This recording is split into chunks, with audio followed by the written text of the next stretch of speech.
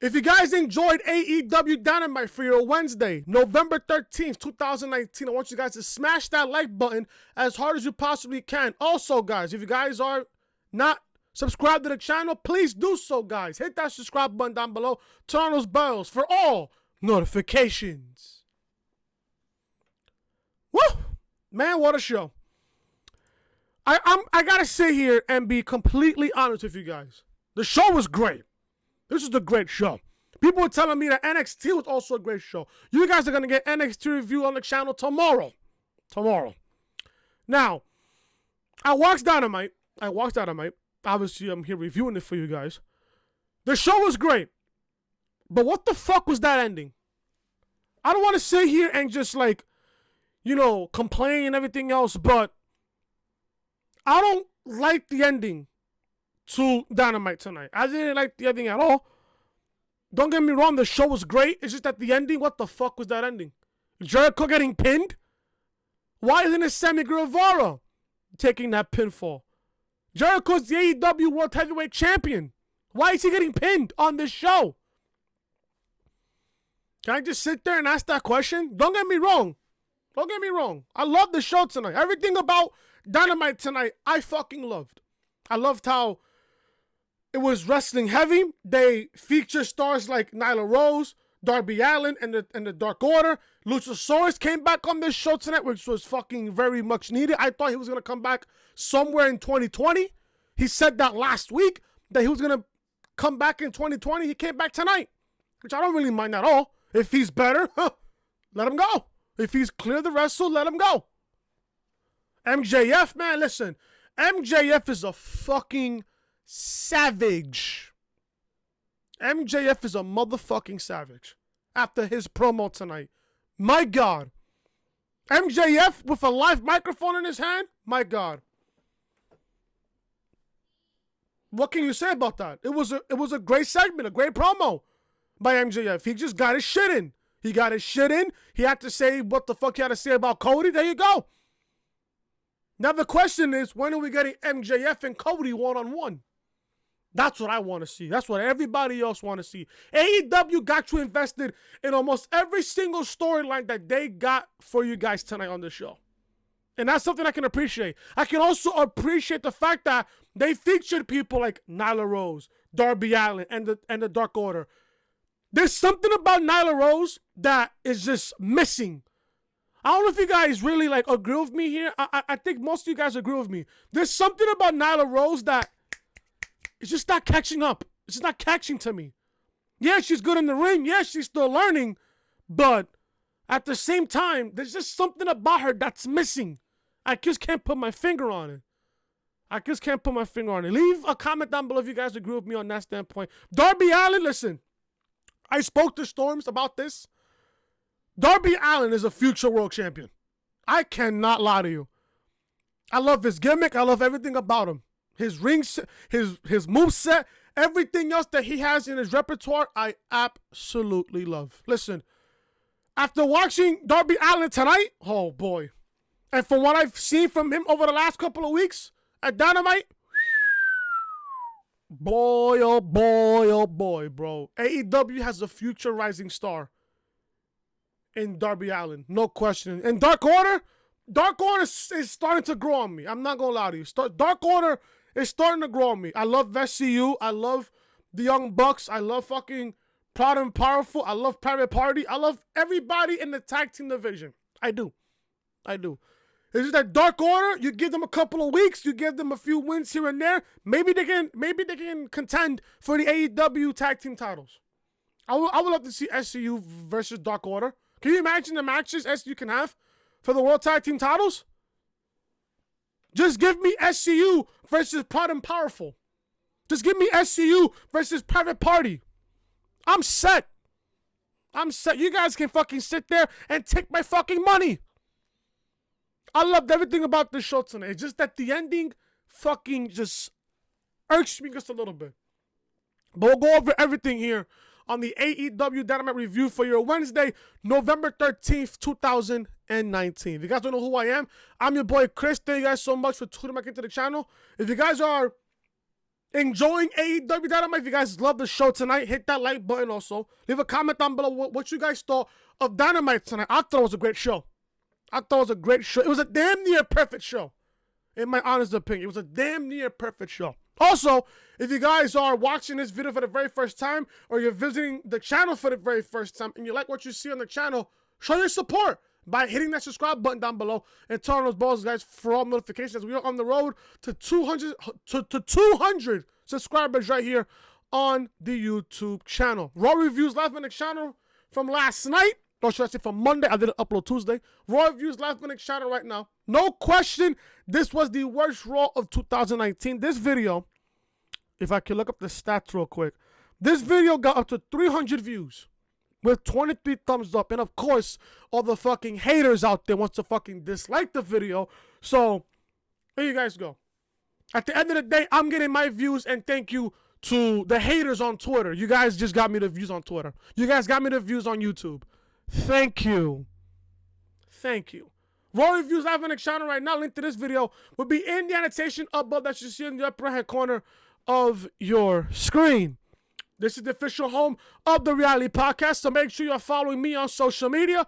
Twitter, Chris from Loring, and Snapchat, Chris was hated. And like I said, folks, if you guys are enjoying the content, be sure to show your support by hitting that subscribe button down below and turn on the bells, guys, for all notifications. We are about to review AEW Dynamite tonight from Nashville, Tennessee. And the show kicked off with the announcers, Jim Ross, Tony Schiavone, and Excalibur, giving us a rundown from tonight's show.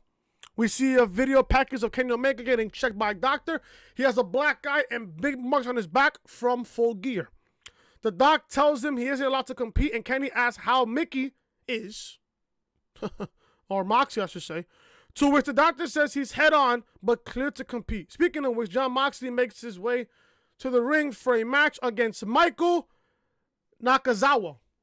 This match was, it was just there. It was quick. It was just quick. If you went to the fucking bathroom and took a piss and came back, you missed the match. Nakazawa oils himself as the bell rings, then takes the flight to Moxley. He doesn't get far, though, as John cuts him off pretty quickly. Moxley connects with a few lariats to Nakazawa and chokes him down before hitting the Pilgrim Shift, which is the dirty deeds, for a very quick win. So Moxley wins in under 5 minutes here. The promo that Moxley cut after the matchup was just great. It was great. Now, my thoughts on Full Gear before I continue with the review. My thoughts on Full Gear on Saturday night. It was a great show. It was an awesome show. It was an amazing show. I was at Jersey. I wasn't in New York. I was in Jersey for the weekend. And I paid the $49.99 to watch Full Gear. I saw the show. I enjoyed the show. I enjoyed myself. There was nothing bad about Full Gear. Now, the match with Moxley and Omega, people want to sit there and say, oh, it's over the top. I mean, it kind of was over the top, if you ask me. Was it my cup of tea? If you want to think about old school ECW back like in the 90s, yeah, it had that type of touch in that match. Yeah, it did. Not going to sit here and lie to you, but there were certain parts in that match that just made me cringe. There were certain parts of that match where I just covered my eyes and I'm like, what the fuck is going on? You're giving me Moxley and Omega in the main event, which, by the way, I did not mind putting Moxley and Omega in the main event. I did a preview and predictions portion on last week on Dynamite, and I put Cody and Jericho in the main event. I did not mind that Moxley and Omega main evented Full Gear. I didn't mind it. I understood why, because that is the longest feud right now in All Elite Wrestling. Moxley and Omega's feud started way back at Double or Nothing back in May in Las Vegas. When Moxley made his debut, who did he target? Kenny Omega. You got to keep that feud going. You got to keep that going. We were supposed to get Moxley and Omega at All Out, but that didn't happen because Moxley, with his elbow infection, it didn't happen at All Out. So they gave it to us at Full Gear, and my God, they went literally all out on this fucking match. Jericho and Cody, You guys know how I felt about it. The match was great, but, you know, certain people want to compare that ending to fucking Wyatt and Rollins' ending, which I'm not going to fucking sit here and mention, but you guys know how I feel about it. And then after that, just the vibe of the entire card at Full Gear was just fantastic. It was just fantastic, low-key. It really was fantastic. And I enjoyed myself. So, continue on with the show here. Moxley wins. After the match, John grabs a microphone and says, does that one count? Yeah, it does. Because their match between Moxley and Omega at Full Gear did not count at all. Did not count, if you guys are keeping score at home. He says he is a lot of things, but no one can tell him a liar. Can call him a liar. He delivered the goods at Full Gear as advertised. Moxley gives props to Kenny Omega and says he's a sick dude who has the balls to face him, something he doesn't think anyone else in AEW does. Moxley says it doesn't matter because he's on a pilgrimage and he challenges anyone to step in the ring with him. If they do, though, they need to have an ambulance on standby, kiss their families goodbye, and don't ask for a damn apology. This was good. This was a good promo there. Moxley sounded good. He sounded organic. He sounded pretty good here. And at the end of the day, Moxley's on a roll. Moxley could possibly be next in line for an AEW World Championship match, which I fucking spoke to Storms about while I was watching AEW Dynamite. Storms, if you're watching, shout out to you, bro. I asked Storms who could possibly be next in line to compete against Jericho for the AEW World title. We was thinking Pac. We was thinking Moxley. We was thinking Omega, because although Omega did suffer the loss at Full Gear, the loss doesn't count towards their record because AEW was not responsible for anything happening at that matchup. So maybe it could be Moxley, could be next in line.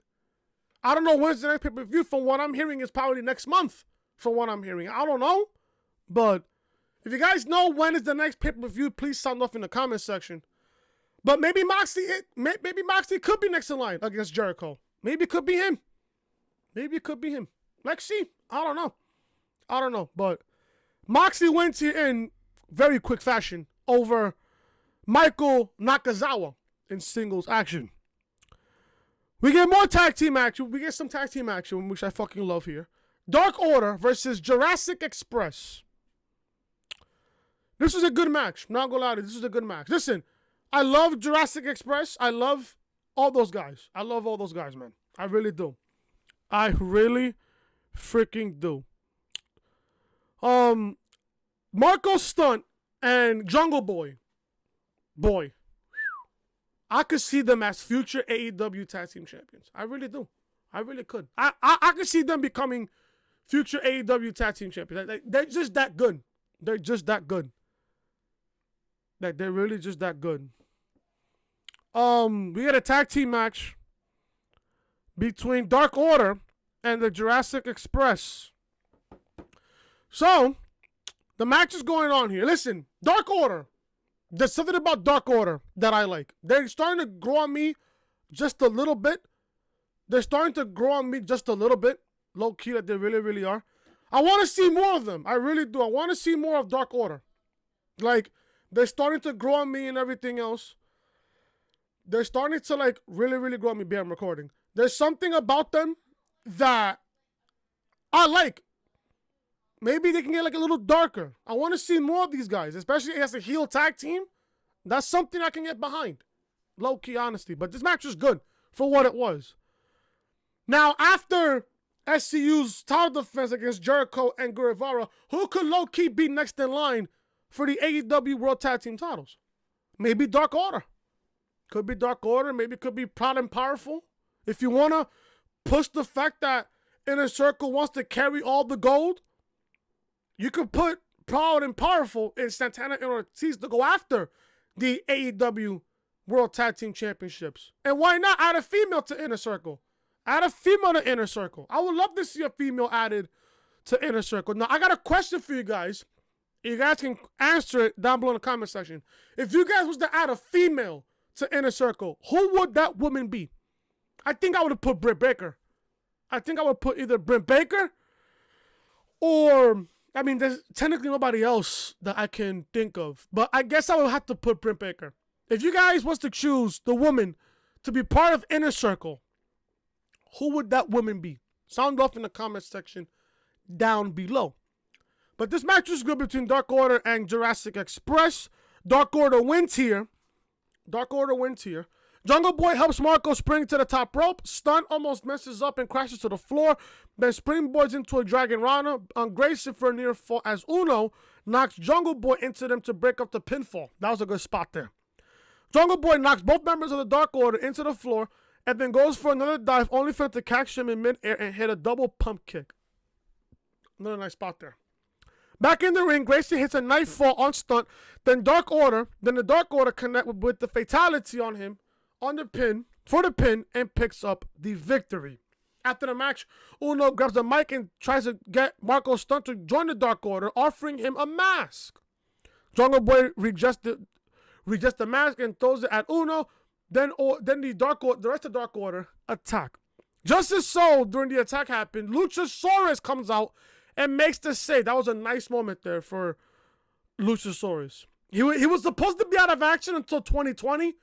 He said that, I believe, at some point last week or the week before that. He comes back this week, and he looked great. He looked really, really good here. Luchasaurus comes out to make the save. Back from injury, Luchasaurus stomps to the ring, kicking, headbutting, and tossing members of the Dark Order. He then hits 3 at once with a spinning heel kick. That was impressive. Before chokeslamming Grayson and hitting a moonsault, the Jurassic Express pose in the ring. This is what there was needed. I mean, I'm not going to sit here and lie to you. Marco Stunt and Jungle Boy, they look kind of lost without Luchasaurus. Now that he's back, they're back in full effect. Maybe they can start a feud. I mean, I don't mind a feud against Jurassic Express against the Dark Order. I wouldn't mind the feud between those two teams.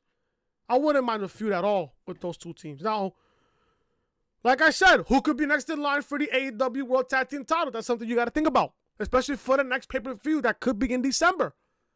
Who's next in line to compete for the AEW Tag Team titles?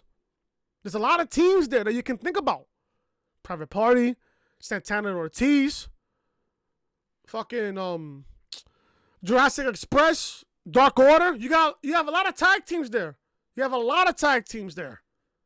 Who could be next in line? I don't know. If I have to pick one, the team right now that looks impressive to me has to be Santana and Ortiz. They've been wreaking havoc over the freaking Young Bucks. They've been wreaking havoc all fucking ever since their debut in AEW. You got to think about Santana and Ortiz. Maybe they could be next in line. Maybe they could be. And they beat the Young Bucks. And also, you got the Lucha Bros, too. You got the Lucha Bros. And Pentagon and Ray Phoenix. Pentagon Jr. and Phoenix. That's the freaking... Yeah. You guys know what I mean. But this was good. A good moment for Luchasaurus in his return. He looked good. The crowd was just hype. The crowd was all over Luchasaurus, man. And he looked great. He looked like in tip-top shape. He looked great. Let's see how he does in AEW. We got Shawn Spears, the chairman, flanked by Tully Blanchard, makes his way to the ring for some triple threat action. We return, and Pete Avalon comes out with Leva Bates. Avalon cuts a pathetic promo about local music artists that ends abruptly when Darby Allin comes out and skateboards to the ring. Now, I said this to Storms, man, and Storms completely agrees with what I said to him. Darby Allin is a future world champion in AEW. He's a future world champion. And then when it comes to, like, you know, AEW introducing a mid-card title, you got to think about Shawn Spears becoming the first mid-card champion in AEW. You got to think about that. Maybe Darby Allin, but with the match that we're getting next week between Darby Allin and Jon Moxley, that's a match I can't wait for. That is a match I certainly can't wait for. So we got triple threat action between Darby Allin, Shawn Spears, and Peter Avalon. This match is quick. This match is freaking quick.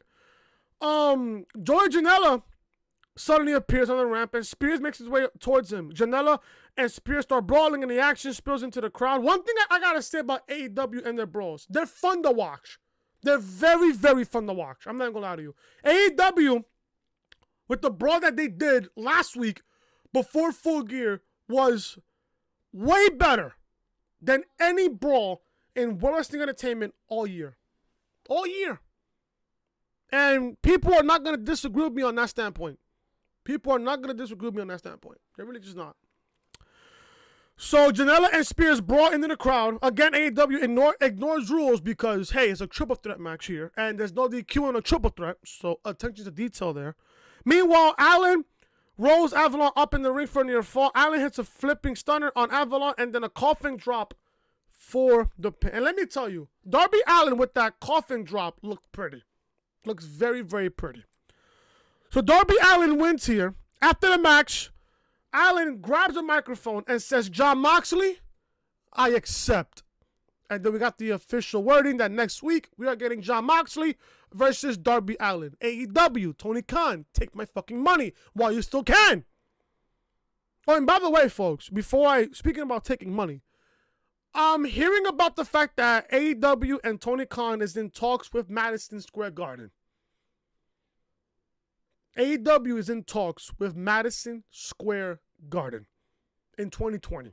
For 2020. If they put a pay-per-view there at Madison Square Garden, take my fucking money. I'm going to say this right now. If AEW does a pay-per-view at Madison Square Garden, now, do I see them doing an AEW Dynamite taping? No, I really don't. MSG is a big venue. It's literally the world's most famous arena. You're going to want to do a pay-per-view at that venue.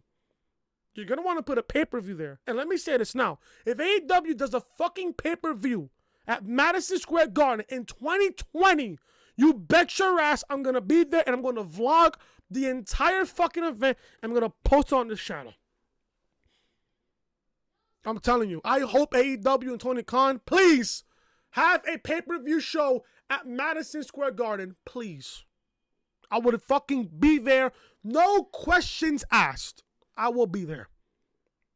Keep crossing my fingers if you're in the New York City area. So we get Moxley versus Darby Allin next week. I'm down. Listen, Dynamite next week is looking stacked already. Dynamite is looking stacked next week, and I can't wait. We come back and Jim Ross said it is official next week. We get Moxley versus Darby Allin next week. Then we get Nyla Rose in action against Dani Jordan. This match was also quick. Listen, don't get me wrong about Nyla Rose. She's good. She's learning. She's progressing. That's something I like to see in a professional wrestler. There's just something about Nyla Rose that is just not catching on to me. I don't know if you guys feel the same way as I do, but that's just me.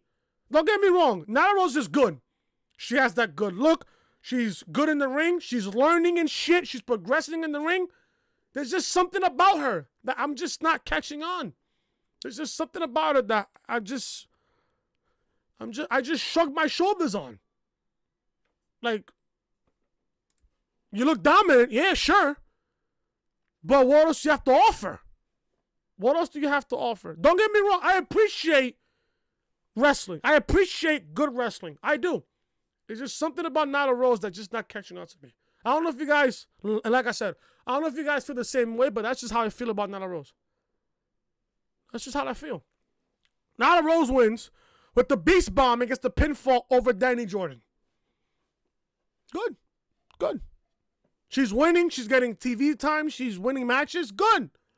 But like I said, what does she have to offer? What else does she have to offer? Is she a heel? Is she a babyface? Most likely she's a heel. But like I said, what else do you have to offer? What else do you have to offer when it comes to this? What else do you have to offer? So there you go from there. All right. Moving on with the show here. We got Tony Schiavone interviews Ali at ringside.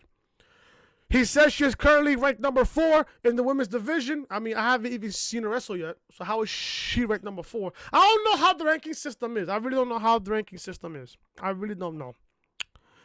Ali says she has been killing it on Dark. Oh, she's been competing on Dark. Okay. I mean, I haven't watched Dark yet. I mean, eventually I will. I haven't been watching Dark yet. But eventually I will. I know it's on YouTube. I just don't have the time to watch it. But eventually I'll watch it. And now she's ready to come to Dynamite. The lights go out in the arena, and Awesome Kong is on stage with Brandi Rhodes. And my God, compared to the last time I seen her, what was the last time I seen her? I think it was Double or Nothing, if I'm not mistaken. I think it was Double or Nothing, if I'm not mistaken. I think it was at Double or Nothing. I'm not too sure when was the last time I seen her. But before Double or Nothing, the last time I seen her, she was in WWE. And my God, she got slimmer. She looks fantastic. She looks really, really good. I'm not gonna lie to you. She looks really good. And the fact that Brandi Rhodes is on her side, that's something I can get invested in. You put Awesome Kong in that women's division, she's gonna dominate. She's gonna sit there and dominate. Yeah, we seen her in TNA. Yeah, we saw a little bit of her in WWE. She didn't really shine that well when she was with World Wrestling Entertainment. She didn't really shine that well. But now she's in All Elite Wrestling. Now she's in this women's division. That's something I can get behind. Awesome Kong, she has my attention. She has my attention. So Awesome Kong is on the stage with Brandi Rhodes behind her. Kong stomps down the ramp and Ali attacks her. Kong simply throws her away before Brandi cuts a piece of Ali's hair off, and Kong just smells it. Is she gonna do it to every single woman that she targets?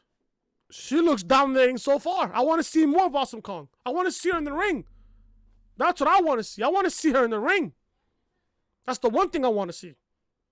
It's Awesome Kong in the ring. She looked good here. She looked good. But I want to see her in singles action.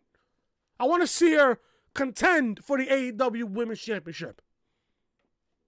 We'll see what happens here, but Awesome Kong, she looks great. She looks fantastic. Boy. AEW Women's Division, you better be aware. You better be aware. This was the highlight of the entire show. Le Champion, the AEW World Heavyweight Champion, Chris Jericho, one of my all-time favorites, will be out next to talk about Full Gear and his match later tonight, as he and Sammy Guevara will compete for the AEW World Tag Team Championships against SCU. Jericho, now this was the best part of the entire show. This was the highlight for me of the entire show. Jericho says that much to the shenanigans of everyone here in Nashville, he is still Le Champion. Try as he might, the entire arena cheered that. Jericho says he proved himself to be the greatest of all time again, and that's why he demands a thank you from the entire AEW roster, the back office, the front office, the side office. He wants it. Boy, do I love Jericho. The fans start chanting, thank you, but Jericho says he doesn't care about jackasses from Nashville. He wants a thank you from the roster. He says he has beaten everyone from Darby Allin to Hangman Page and, of course, Cody. Jericho says he proved Cody to be nothing more than an entitled millennial son of a bitch. As is customary, the lights go out in the arena and it's time for MJF, who comes out. People thought it was Cody. The lights go out, the stage goes up, there's a shiny light that's under, somebody rises up, it's MJF. People thought it was Cody. And I thought to myself, fucking MJF, you're a fucking savage, bro. You're a fucking savage, my guy. Jesus fucking Christ. You talk about fucking hitting the fucking nail to the fucking head. My God. Jesus Christ. So, MJF comes out to a chorus of boos. The fans boo loud, and MJF says they can boo all they want. He says they're booing because he threw in the towel, but if he didn't have done that, Cody's career would be over. MJF says the fans love Cody, but the real Cody only cares about himself. He doesn't care about the fans. MJF says there is only one person who knows the real Cody, and it's him. MJF says the real Cody is a liar, a user, and abuser. Someone who saw a young, talented kid in MJF and tried to make him a puppet. He calls Jericho a psychopath, just like how the fucking people on social media are. A psychopath. The fans chant bullshit, and MJF says what's bullshit is that Cody never cared for him. All he wanted to do was keep him under his thumb, but his thumb wasn't big enough. MJF says he's better than Cody, and he's the new face of all elite wrestling. Interesting. This was a fucking great segment, a great promo. Finally, we got the explanation on why MJF did what he did at Full Gear. I mean, people want to argue about this on social media. Oh, MJF is already a heel. We never seen MJF in action. I mean, we did 1 week there. Didn't MJF compete at the first week of AEW, if not the second week? We only seen him once, and we never knew what he really was. Yeah, sure, he was a heel outside of AEW. Yeah, when it comes to the signings and shit, he has to stick to character. But what was he at the end of the day? A heel. And AEW Full Gear was the full confirmation that MJF is a heel. He's the biggest heel right now in pro wrestling. No doubt about it. No question about it. MJF is the biggest heel right now in AEW. Next to Chris Jericho. Next to Inner Circle. MJF is the biggest heel right now in AEW. Yeah, people want to sit there and complain about, that they want to compare the fucking Full Gear ending for the World Title match to fucking Wyatt and Rollins at Hell in a Cell. What's it to compare about? Honestly, if I can ask that question, what is there to compare about? AEW got it right, but World Entertainment didn't get it right. But you expect me to care now that fucking Bray Wyatt, the Fiend, is the Universal Champion. You expect me to care about that? At the end of the day, Jericho was not going to lose the AEW World Title. He wasn't going to lose the title. He wasn't going to lose the title to begin with. Jericho and Inner Circle right now, they're just that good. They're just that good. Jericho is just too good right now to the point where he's the biggest, he's one of the huge names right now in all elite wrestling. And why not use his name as the world champion? Why not? Yeah, people still want to complain. Oh, Jericho's 49 years old. Oh, he has a dead body. He's fucking world champion. So what? You're still watching at the end of the day. You're still watching. At the end of the day, you're still watching. You're still watching. Speaking of Jericho and MJF come face to face, and MJF says he's a big fan. He says he heard from a little birdie that Jericho wants him in the Inner Circle. Jericho says that's funny because he's heard MJF wants to join the circle. They go back and forth asking each other. MJF says he's sure Chris would love him to join the Inner Circle, jerk, and he's heard that he likes to partake in a little bit of the bubbly. Jericho does this. He's right. Yeah, he's right. But he might enjoy drinking too much because he's the youngest and fastest rising star in the history of wrestling, and MJF is not lying about that, folks. And he doesn't need Chris Jericho. Jericho mocks his name and says he seems MJF wants to be Chris Jericho. They're both from Long Island, both have three-letter names, both love scarves, and both have good looks. Jericho says they're so similar, that he thinks MJF's parents were watching him beat up Jericho Guerrero 25 years ago. MJF says, who? To which Jericho says, Google it. Obviously, MJF is too young to notice that. Again, they go back and forth asking each other if they want to be partners, and they say both know who's the real problem is, Cody Rhodes. I don't know about you guys, but this was the same thing. Wasn't this the same thing that Jericho and KO did back on Monday Night Raw like a couple years ago? Wasn't that the same thing that happened? And then they joined forces. They did the same thing here. And MJF and Jericho, they hug. So I'm here assuming, and it was confirmed in the fucking AEW on Twitter, AEW on TNT on Twitter, that MJF has joined the Inner Circle. Okay, I guess. I'm down with that, I guess. I'm not gonna lie to you. If you want MJF to compete against Cody, and you have the Inner Circle versus Elite going at it against their heads, why not add MJF to the Inner Circle? Why not? Why not? Something I don't mind here. Jericho and MJF hug exactly the way Jericho and Kevin Owens once blamed Roman Reigns. There you go. Cody then comes out and walks down the ramp. Cody slides into the ring and attacks MJF, then boxes a power slam with Jericho, big box. Suddenly, Wardlow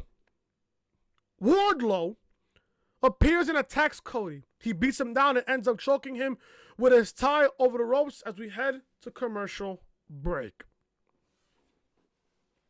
I'm guessing now that MJF is joining Inner Circle as well as Wardlow. I can't say Warlord. I'm thinking about fucking back then, World Wrestling Federation back then. Wardlow. Now, I'm going to sit here and assume he is MJF's bodyguard. I think that's what Storm said to me earlier. Yeah, he did. He said, I think Warlord is MJF's bodyguard. This is his own personal Jake Hager. You know how Jericho has Jake Hager as his bodyguard? MJF has Warlord as his bodyguard. Not bad. Two bodyguards in the Inner Circle? Not bad. Inner Circle's starting to grow as they battle with the Elite. This was fantastic. Everything here was just brilliant. Now, meaning the fact that segment was brilliant, what is Jericho doing at the next pay-per-view, whenever it is? Who does he compete next for the AEW World Championship? I said this earlier. Could be Moxley. Could be Omega. Could be Pac. Who else right now could compete against Jericho? Maybe it's Moxley. Unless, and I said this to Storms here, unless they do another Jericho and Cody match. I mean, Cody did lose at Full Gear. And Cody even said himself, if Cody was to lose, he cannot compete for the AEW World Championship ever again. Was he pinned? No. Was he made to submit? No. MJF threw a towel in the ring, and the match ended. People want to say, oh, isn't that like a boxing move? Still, it's the same thing in wrestling. The same applies in wrestling. If you throw a fucking towel in the ring, it's a forfeit. Think, people, think. But this was great. Now, I'm asking this now. I know you guys are asking this also. When are we getting a Cody Rhodes MJF match? When? I would love to see this. I would love to see that. I would pay money, the almighty dollar, to watch that. Cody versus MJF? Take my money there, folks. Take my motherfucking money. This was brilliant. This was great. This was really great. MJF got his shit in. Jericho got his shit in. Cody got attacked even though he's not cleared to come back. This is great. Great shit. And then Jericho and MJF with a live microphone. It's great television. Just know. Hangman Page versus Pac. This was a rematch from Full Gear. This match was great. Now, didn't Page beat Pac at Full Gear? I believe he did. If I'm not mistaken, I believe he did.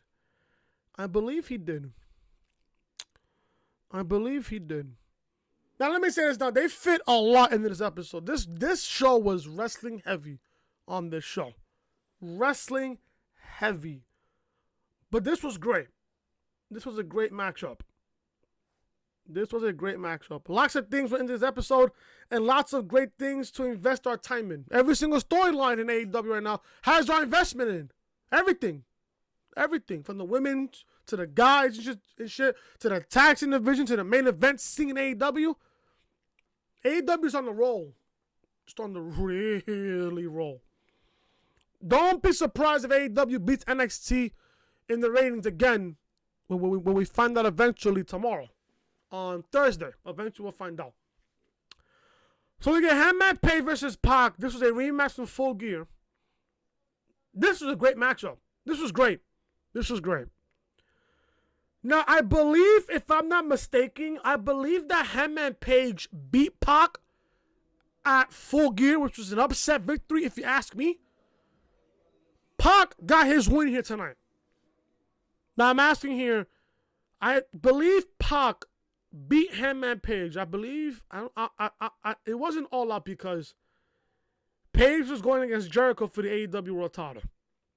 So I'm guessing it was, I don't even know what pay-per-view Pac and Hangman Page fought. But Excalibur said, yeah, this is the rubber matchup. So I don't know what other pay-per-view they fought. I know they fought at Full Gear, but if someone can let me know and remind me in the comment section what other pay-per-view that Pac and Hangman Page fought in. I forgot what pay-per-view it was. I think it was either Fight for the Fallen or Fyter Fest. I'm not too sure. I think it was one of those two. I believe so. But Pac wins here. Pac, whatever you want to call him. Page sends Pac back into the ring and hits the bucket shot lariat, but Pac kicks out. Pac nudges the referee into Page's face and uses the distraction to connect with two switch kicks. Pac stomps on the head of Hangman over and over until the referee pulls him off. Pac heads up top and hits the Black Arrow, followed by the brutalizer. Hangman Page is out cold. This was a great matchup. Pac wins here. This was a great matchup. Maybe Pac could be next in line to fight Jericho. Maybe. We'll see what happens here. This was a great matchup. I don't know why it went 50-50 here. But I think they went fucking 67-33% booking here. If you ask me. Pac wins. He beats Hangman Page 2 matches to 1. Move on. Good shit. Pac wins. You gotta keep him strong here. Although he lost that Full Gear. Gotta keep him strong.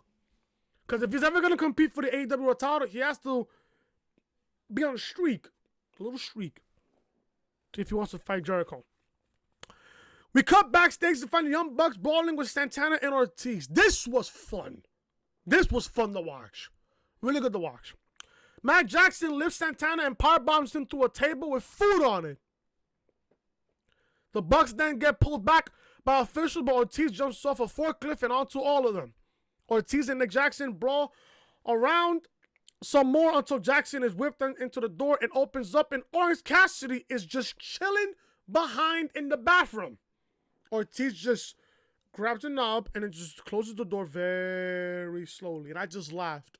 I just fucking laughed. Listen, Orange Cassidy, he's a fucking W. He is a fucking stud in AEW. My God, he's a fucking stud. After what he did with Pac last week to this week in the bathroom, just sup. Just chilling. Great shit. Just funny there, if you ask me. Ortiz slowly closes the door, then turns into super kicks with Matt and Nick Jackson. We head to break as the brawl continues. We have via the split screen commercial, which I fucking love. You want to keep us invested instead of having going to full commercial and not showing it. That is something I can appreciate.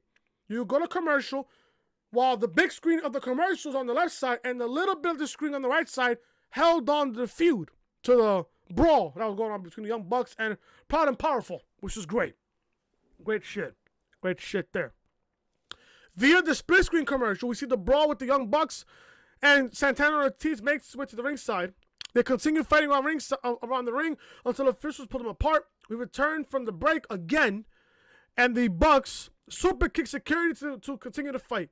Santana and Ortiz use the sock through of baseballs to beat Nick Jackson down and then wrap Mac's leg around some lighting rig and beat it with a sock. with the sock that had the baseball on it. Santana and Ortiz then lift Nick Jackson, to powerbomb him off the stage through a table, just like they did to Rick Morton, which is fucking sick, by the way, there. Crazy shit. They tried to do the same to Matt at the other side of the stage, but Brandon Cutler comes out to stop them. He attacked them as well. Then Private Party comes out along with more officials to separate everyone. 2 seconds later, it's announced that Santana and Ortiz will face Private Party next week at AEW Dynamite. This could be good. I like this. Private Party and Proud and Powerful next week. That's something I can get behind. Listen. Like I said, I want to see more of Private Party. I want to see more of Private Party here. I really do. I want to see more of Private Party. They're a great team. They are a great, great team. From what I've seen at Full Gear, they have tons of potential. They really do. They have tons of potential. I've heard of Private Party on House of Glory because I know JD does fucking do House of Glory and shit. So he's mentioned it a couple times on his podcast. So now that I've seen them on AEW, I'm invested in that tag team. I really am invested.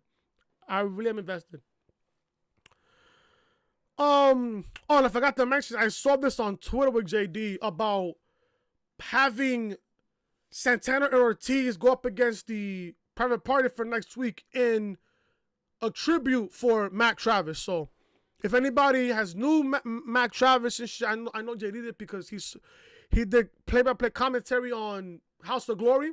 So my prayers and my condolences go out to everybody who's affected by the loss of Matt Travis. Rest in peace.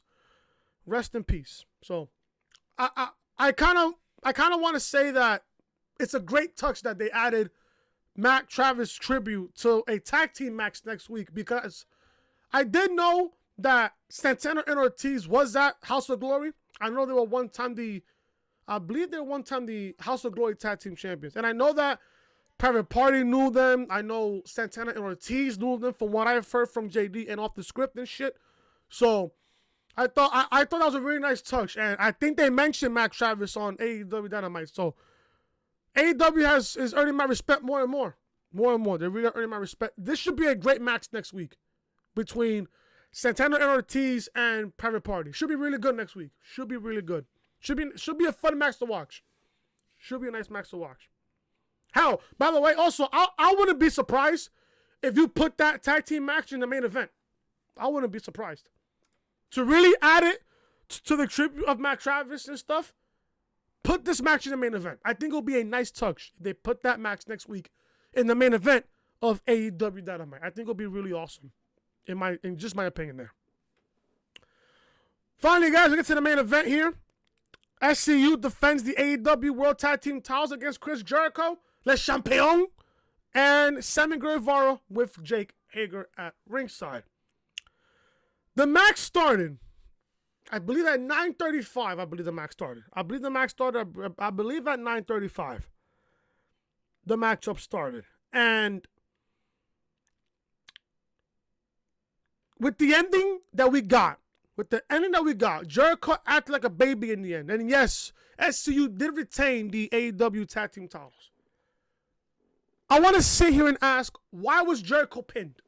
Why was Chris Jericho pinned in this match? He's the AEW World Heavyweight Champion. Yeah, he's undefeated in singles action, but in tag team action, you're going to have him take the pin? I don't know how to feel about that. Don't get me wrong, I love Jericho, I love SCU and their shtick. I love them and shit. Sammy Guevara, I love also, but at the same time, I want to see Sammy Guevara take that pin. If you're going to have SCU retain the AEW Tag Team titles, don't pin the AEW champion. Don't pin the AEW champion. Because now I think who pinned? I think Scorpio Sky pinned him, if I'm not mistaken. Yeah, Scorpio Sky pinned Jericho after Jericho catches him with a code breaker for the nearest of near falls, which was fucking 2.99 from what Excalibur said. 2.99. Sky then rolls up Jericho for the win. He gets the 1, 2, 3. He pins the AEW World Heavyweight Champion. Now, With Sky pinning Jericho, does Sky get a world title shot over Jericho because he pinned the champion? He pinned the champion. He pinned the champion. Does he get an AEW world title shot? I mean, if you really want to book it that way, I guess. I don't know how they're going to do that now. Oh, if a superstar pins a champion, does that superstar get a championship match because he pinned the champion? I don't know. I don't know how they're going to book it like that. But if I'm AEW, hey, you're one half of the AEW World Tag Team Champions. You pinned the AEW champion. You shouldn't be getting a title shot because you pinned the champion. And on top of that, you're in the tag team division. Unless they want to count that as like a win for itself, then so be it. Fuck it, then so be it. I just didn't like how Jericho got pinned there. I just really didn't. I don't agree with the ending here. The match was great, though. The match was great. Everybody got their shit in. But I don't like how Jericho got pinned. I really don't. I don't know how you guys feel about it, but I just don't like my world champion and Chris Jericho getting pinned at the end. I don't know. But overall, it was a great show.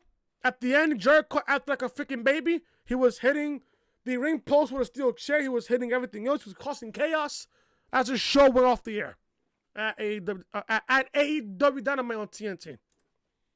Jericho looked like a fucking baby at the end. I don't like it. And like I said, I don't like how he got pinned. So, what can we do? But overall, AEW Dynamite was a great show. It was a fun show to watch with the whole MJF thing, with fucking Moxley cutting a promo. We're getting art. Listen, look at the card that we're getting next week for AEW Dynamite. If I can find the card. Let me find the card real fast. If I can find the card. And yes, folks, I will be doing NXT review tomorrow. We have a lot to talk about War Games. Few matches were confirmed for War Games. Everybody else was confirmed for War Games, man. This is going to be good. Listen, man. Let me find the card right now for War Games. No, for War Games. Let me find the card for Dynamite for next week. Look at this. Look what we're getting next week. If you guys want to know what Dark is, I will tell you guys what Dark is for next week. This next Tuesday's AEW Dark will feature the Young Bucks versus El Lindemann and Tomahawk TT. Britt Baker and AEW Women's Champion Riho versus Big Soul and Chris Statlander. And Best Friends versus Private Party. That's for Dark next week. For AEW Dynamite next week from Indianapolis, Indiana, we'll be getting Jon Moxley versus Darby Allin. That should be good next week. Private Party versus Partner Powerful. Max dedicated to the late Matt Travis. God rest his soul.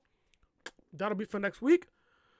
And then we're getting a 12-man Dynamite Dozen Battle Royal. I don't know what the winner gets, but just the Battle Royal. Do we know what the winner gets? We'll probably find out next week. Overall, this show was good. I hope you guys enjoyed the review. And from there, folks, that is the reality of things right here on the AEW Dynamite review right here on the Reality Podcast. Thank you guys so much for watching. If you guys enjoyed the review, hit that like button. Leave a comment down below what you guys thought of Dynamite tonight. Also, answer the question that I asked you guys earlier. If you guys was to book full Inner Circle to have a woman if you was to add a woman to the Inner Circle team, what woman would you add to Inner Circle? I think I would put Britt Baker. I think I'll put Britt Baker there. Also, if you guys are new to the channel, if you guys are watching this video for the first time, or you're visiting, or you're looking at my channel for the first time, and you like what you see on the channel, show your support by hitting that subscribe button down below and turn on both guys for notifications. Raw reviews live on the channel right now. Link to this video will be in the annotation above that you see in the upper hand corner of your screen. This is the official home of the Reality Podcast, so make sure you're following me on social media, Twitter, Chris from Logan, Snapchat, Chris was hated. And like I said, folks, if you guys are enjoying the content, be sure to show your support by hitting that subscribe button down below and turn on both guys for notifications. I'll see you guys tomorrow for NXT review. And like I said, guys, no podcast this weekend because I'll be in Jersey again this weekend. So you guys got Raw review live on the channel, Dynamite review right now on the channel, and NXT will be up tomorrow afternoon right here on the channel. There'll be no podcast this weekend because I'll be going to Jersey this weekend. So, and also my Twitter will be coming back to me on Sunday. So I'm going to be tweeting a whole bunch of shit. And I'll give you guys a brand new week of content right here on the channel. So then, I'm Chris. Leave a like, comment, subscribe, share the video all over social media, and I will see you guys tomorrow for NXT review. Till then, I'm Chris. Talk to you guys later.